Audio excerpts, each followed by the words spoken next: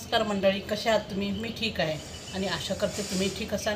स्वागत आहे तुमचं माझ्या प्रफुल्लताई या चॅनलवर. आज आपण बनवणार आहोत क्रिस्पी कुरकुरीत असा इन्स्टंट रवा डोसा. हा रवा डोसा तुम्ही नारळाची चटणी किंवा सांबार, बटाट्याची चटणी यासोबत खाऊ शकता. एकदम छान कुरकुरीत आणि क्रिस्पी होते. हे आपण घरच्या घरी बनवू शकतो. हा डोसा एकदम साध्या डोस्यासारखाच असतो. तर चला ही रेसिपी कशी बनवायची बघूया. इथे आपल्याला रवा डोसा करण्याकरता मी मिक्सरचं पॉट घेतलेलं आहे. यामध्ये आपल्याला याचं बॅटर तयार करून घ्यायचं आहे. तर इथे मी 1 वाटी रवा घेतलेला आहे. हा मी बारीक रवा घेतलेला आहे. यामध्ये आपल्याला 2 चमचे छोटे बेसन घालायचं आहे, चण्याची डाळीचं पीठ. आणि इथे साखर घालायची आहे चवीकरता.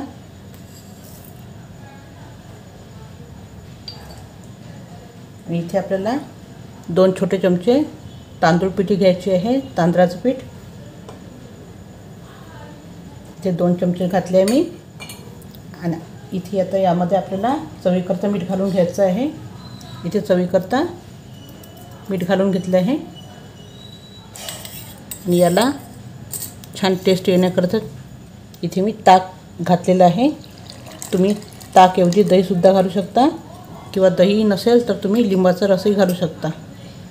आता इथे यामध्ये मी थोडंसं पाणी घालून याला छान याचं छान बॅटर तयार करून घेते.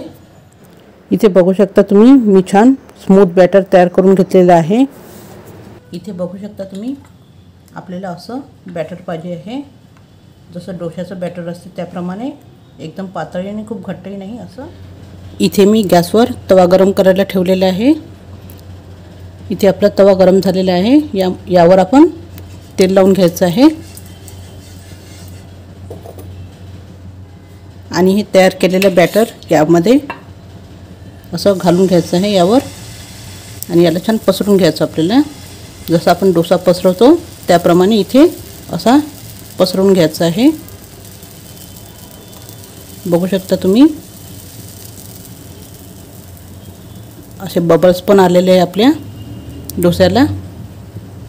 आता याला मी मंद गॅसवर छान थोडा वेळ होऊ द्यायचं आहे. कुरकुरीत होतपर्यंत छान भाजून घेते मी. इथे बघू शकता तुम्ही आपल्या डोस्यावरची बाजू ड्राय झालेली आहे. याला आपण तेल लावून घ्यायचं आहे थोडंसं, म्हणजे छान क्रिस्पी तयार होतात.